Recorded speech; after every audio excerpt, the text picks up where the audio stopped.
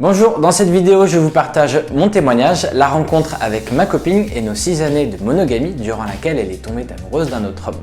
Je vous raconterai ma réaction et notre découverte de l'existence du polyamour.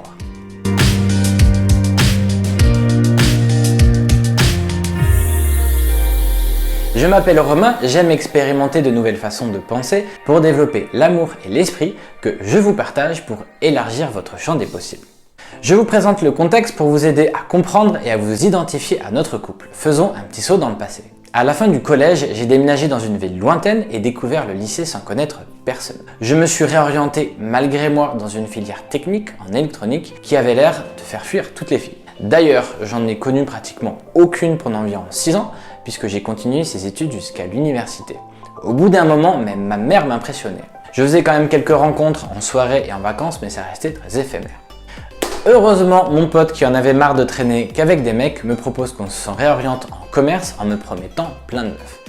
Étant très intéressé par cette filière inconnue, j'ai accepté et découvert le thème exact de ses études le premier jour de classe. Et il avait tenu sa promesse. Je repérais tout de suite une jolie fille, souriante, spontanée, sociable et avec une bonne répartie. Je lui ai montré mon intérêt et j'ai compris que c'était réciproque. Et paf, au bout d'une semaine, on commençait une histoire qui continue encore aujourd'hui avec un petit garçon en plus. Bien sûr, c'était pas mon plan, c'était pas le sien non plus, mais nous ne regrettons pas du tout.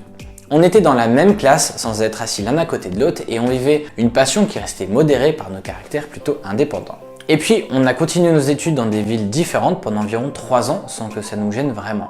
La question de la non-exclusivité ne nous était pas venue à l'esprit. Pour finir mes études, je suis revenu faire mon alternance dans sa ville et on a emménagé ensemble. La vie de couple était facile, on s'entendait très bien, on se disputait pas et on communiquait raisonnablement. On était bien en monogamie et on appréciait nos amis et notre famille respective. En soi, une vie de couple heureuse et classique sous tous ses aspects. À cette époque, et toujours un peu maintenant, j'étais très égoïste, centré sur moi et insouciant. Elle était mon opposé, généreuse, tournée vers les autres et très soucieuse. Ces différences généraient un déséquilibre dans la relation. Inconsciemment, mes choix et mes centres d'intérêt prenaient plus de place. Elle s'effaçait un peu derrière moi, créant une dépendance encore imperceptible à ce moment-là.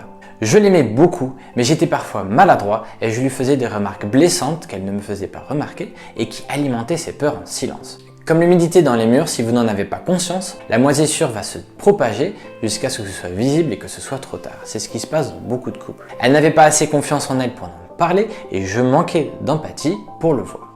Alors, comment nous avons découvert le polyamour? D'abord, il faut savoir qu'elle se pensait être très monogame, et vraiment très monogame. J'en profite pour faire une parenthèse. Je ne pense pas qu'on soit polyamoureux ou monogame, ce n'est pas dans nos gènes. C'est simplement un choix ou une absence de choix qui ne doit pas nous définir. Mais elle n'avait jamais été attirée par un autre homme depuis notre relation, pour elle c'était impensable. Pour moi, j'avais déjà été attiré par d'autres femmes, mais je savais que c'était normal et ça ne me préoccupait pas.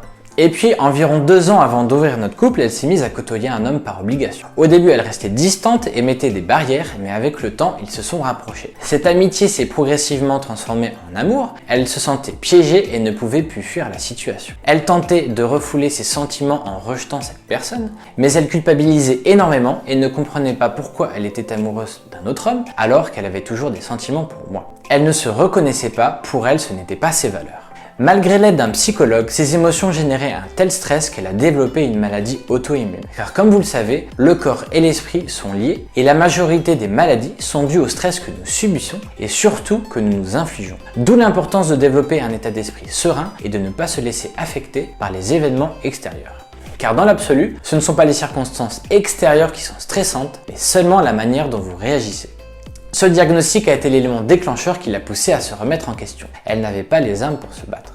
En recherchant sur internet, elle a découvert le terme du polyamour et le livre Le Guide des amours pluriels de François Saint-Père, que je vous invite d'ailleurs à lire. Cela lui a permis de mettre des mots sur ce qu'elle ressentait et de déculpabiliser, de comprendre et d'accepter la situation. Elle m'a proposé de lire ce livre et j'ai tout de suite accepté et adhéré au concept. Étant très curieux, j'adore découvrir et apprendre de nouvelles choses, surtout quand ça sort de l'ordinaire. Rassurée par mes réactions, elle m'a donc avoué ses sentiments pour cet homme, que je connaissais et que j'appréciais. Nous avions beaucoup de centres d'intérêt communs. J'étais d'abord touché par la sincérité et le courage de ma copine, car je voyais bien dans ses yeux que ça lui faisait très peur.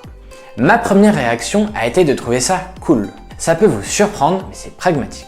Durant les 2 ans de sa relation, elle avait toujours exprimé clairement son amour pour moi et je n'avais jamais vu de différence dans son comportement.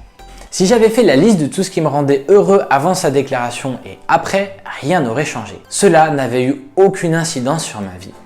La logique avait donc pris le dessus sur l'ego, je ne voyais pas quel argument rationnel j'aurais pu utiliser pour me plaindre. Quand j'ai compris que nous allions ouvrir notre couple, je me suis surpris à ressentir un sentiment de soulagement. Pourtant, j'étais heureux dans notre relation, mais le problème était l'exclusivité. Car au bout d'un certain temps, inconsciemment, vous pouvez avoir du mal à distinguer si vous ou votre partenaire agissez par envie, par automatisme, par contrainte. Alors que quand vous retrouvez cette liberté, votre vie sentimentale et sexuelle ne dépend plus d'une seule personne. Vous savez donc tous les deux que chaque moment que vous passez ensemble est un choix, ce qui les rend plus authentiques. Ce n'est qu'ensuite, grâce à plusieurs lectures et témoignages, que j'ai compris qu'il n'était pas immoral de vouloir vivre d'autres romances. Les polyamoureux étaient présentés comme des explorateurs de l'amour, motivés par l'envie de découverte et de diversité, et non par le besoin de combler un manque essentiel. Vu comme ça avait l'air cool. Nous nous sommes donc lancés dans cette aventure, mais nous n'étions pas du tout prêts à gérer ce qui allait suivre. Si mon témoignage vous a intéressé, je vous invite à liker et à vous abonner. Pour éviter de faire une vidéo trop longue, je divise ce sujet en 2 vidéos. Vous retrouverez la suite juste ici. Voilà, merci de m'avoir écouté et à tout de suite.